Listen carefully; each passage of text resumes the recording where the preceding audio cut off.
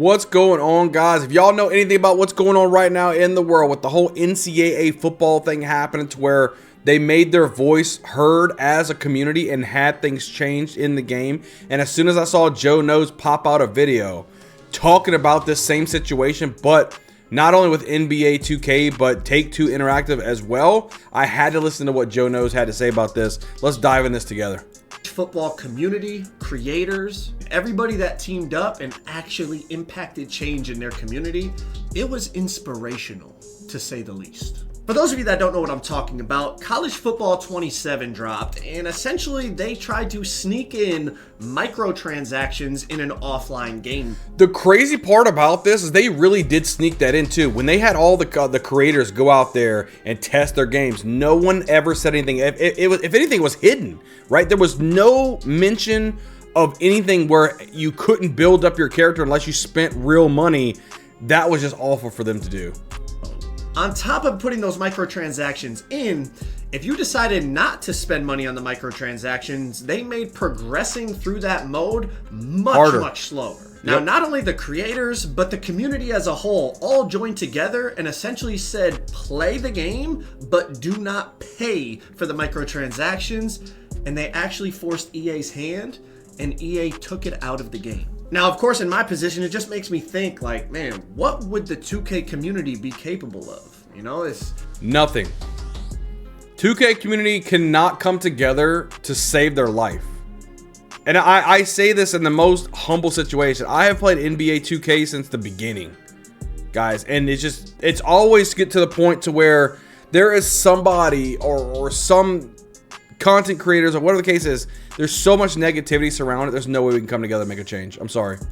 If they were able to do that, is it realistic to say we could do it over on this side? No. And that's exactly what I'm going to talk about today. Is it possible that creators, community members, everybody could come together and actually force not NBA 2K, but Take-Two Interactive, the company that owns NBA 2K, to actually change the way they go about it? Well, we're going to deep dive into that topic, and I'm going to give you my opinion on everything. Now, honestly, I don't know if my opinion on this will actually change anything. There's a chance our community just isn't capable of coming together. They're not. There's a chance 2K and Take-Two see this and just say, kick rocks, we don't care. There's a chance I get blackballed from everything that I've been invited to. But I still feel like I owe it to not only my community, but the 2K community to make this video. Now listen, I've been playing 2K since 2K6. I even got the freaking disc that my parents bought me back when I was a kid. I've been doing YouTube since 2016. I've been playing before that. And one thing I've always been true to myself with is I always share my honest opinion. Even if I think it could hurt me in other areas, I'm always going to be true to myself. I've talked about VC many times in the past, and I've always said impacting change when it comes to microtransactions in 2K is difficult. Other creators much bigger than myself have tried over the years. It can't just be from one or two big creators. We see with college football, it wasn't just the creators, the whole community joined in and they were able to impact change. What college football was able to do really makes you think, is it possible to do that over here on the 2K side? But a major difference over here on the 2K side is people are numb to this. This has been going on for years. People have talked about it. Creators have made videos. I've talked about VC before. And it's just something that people who play 2K are numb to. It's been this way for years and years and years, and it's gotten worse and worse and worse. VC prices have gone up. The cost of making a build has gone up. The cost of clothes has gone up. Everything has become more expensive in the game. On the college football side, this was brand new. The game hadn't come out for 11 years. Then College Football 25 dropped. Very hype. College Football 26 dropped. Now 27 dropped, and they snuck in microtransactions. The community jumped on it right away and were able to get change. On the 2K side, this has been going on for over a decade. We're grandfathered in. It's gotten more and more expensive. Now, the thing that's even crazier on the 2K side is not only is it really expensive to make players or open My Team packs and all those things, but nothing transfers to the next game. So everything you spend... I've said that so many times. Like, why can't the money that we spend, our hard-earned cash on, why doesn't that go to the next game? Wouldn't that keep people grinding on the game towards the end of the year? Keep people on your game. Even if 50% of the VC transferred over, not even 100%. Give us 50% of the VC that we earn. Wouldn't people be grinding right now to be able to buy their character to go get up to 85 day one, you'd be grinding the hell out of that, right? You try to get to 1 million VC before the end of the season so you get 500,000 in the next game. Makes sense to me. On 26, you lose in 27. Now listen to this. On the My Player side, not only do you have to buy the game, but you're also spending hundreds of dollars on builds to upgrade the attributes, to buy animations, and then obviously if you want to do all the extra stuff with clothes and all that, that's going to cost you as well. But it's even worse on the My Team side, and I'm not even really a My Team player, but I see it all the time. People spending thousands of dollars for a chance. At the chance of getting a card in a pack. And I want to reiterate, nothing transfers to the next game. You lose it all. And then on top of it, the season pass, that could be a whole nother topic for another video, but that's another thing to factor in. It's really crazy when you think about it. I couldn't imagine as a kid asking my parents to buy me a $70 game, and then, hey, I also need another $100 just to be able to compete and play online in that game. My parents would have looked at me sideways like, are we serious? We already got you the game, go play it. Now, obviously some families can afford that, but a lot of families can't. And in a way, you're almost pricing out a lot of the next generation of 2K players. Now, I see people telling me all the time, Joe, talk to the devs. Joe, at Community Day this year, make sure you bring this stuff up. And I'm here to tell you, I have sat in the same room as 2K devs, 2K employees, and they have listened to every single word I had to say on this topic. But the problem is, they simply do not control that side of the game. The microtransactions are controlled by the executives at Take-Two Interactive, not the 2K employees that we talk to and talk about all the time as a community. The 2K employees that we talk to as a community are not Take-Two Interactive corporate executives. They are NBA 2K employees. People will be like, bro, talk to Ronnie. Ronnie is the head of lifestyle and content marketing. Bro, Ronnie gets so much flack, and all he is responsible for marketing the game. It's crazy, bro. People on Ronnie's ass for no reason. Talk to my... There's a reason. We ain't gonna talk about the lie when he said the park isn't the same. That's nor here nor there. But they need to stop giving Ronnie so much flack, bro.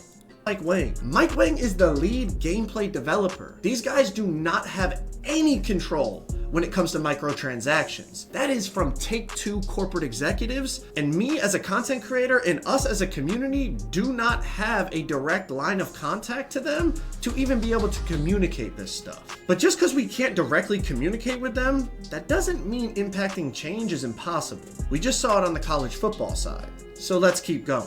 Now, even with this whole situation going on, I'm still realistic about the way the world works. And I fully understand. Take-Two is running a business. They want to make as much money as possible. Clearly, their business model is working, and they're not just going to change that business model for the heck of it. There has to be an actual reason why they would change it. So let's look at the college football example.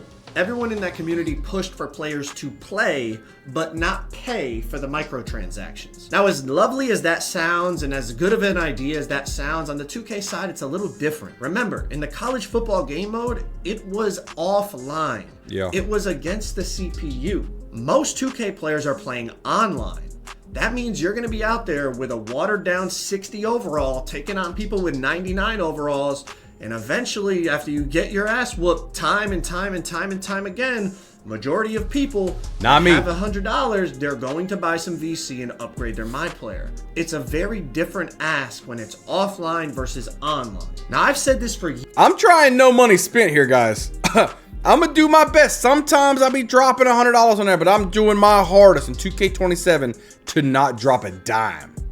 Anytime this conversation has come up, but the only realistic path on the 2K side that I see for actual change to happen is for another basketball video game to come into the market and give 2K direct competition. Take some of that market share, start to take some of their player base away. That would be a reason where they might have to pivot their business model. Are we just expecting people to stop buying 2K as a whole when it's the only basketball video game out there worth its weight? Or are we expecting people to play on a 60 overall versus other people on a 99 overall online, where it's going to take them days, if not weeks, if not months, to earn enough VC to get their player to a point where it's going to be fun to play on? The numbers show that the 2K community is going to cough up that money. NBA 2K is bringing in over $1 billion of revenue per year. At the moment, the players in the 2K community are spending money and spending a lot of it on the game. And I'm not going to be a hypocrite. I'm somebody that buys a lot of VC. I love making builds. And I understand the average person that plays 2K. You get off a long day's work and you come home and you want to hop in the rec center to unwind for a couple hours. Yeah. The last thing you want to do is Get be on sweaty. a 60 overall and not even be able to enjoy yourself. You're going to cough up the 70, 80, 90, $100 of VC that you need to spend to max out that player so you can actually enjoy the game. Like I said, I'm not going to be a hypocrite. Straight up. I love playing 2K. Like I told you, I've been playing 2K since 2K6. It's just a game that I love playing. So it's a difficult situation we find ourselves in as a community. Now, I'm just one man. Maybe you have better ideas than me. And if you do, certainly put them down in the comment section because I will be active down there. As a community, we deserve better. We deserve something. Make it cost less VC for us to upgrade our players to 99 overall. Give us a way to refund the builds that we don't want anymore. I put VC on this build. I don't want to play on this one anymore. Even if you're not going to give me 100% of the VC back, give me 75% or 50% of the VC back, and I can put that VC towards a new build. Something they added this year where they gave you a free build upgrade when you reached a certain rep level. Give us more free build upgrades and earnable rewards elsewhere in the game. I'm just one guy. I don't have all the answers. I don't have all the ideas. If you have ideas, please put them down in the comments. I'm going to be very active down there, and I'm sure you guys have a ton of ideas we as a community could potentially push for. Now you know where I stand. Where do you stand? Yeah, I'm right there with Joe Knows, right? And I'm big on, how about the big 50% rule? 50% of the VC that you have left over in your wallet transfers over to the next game.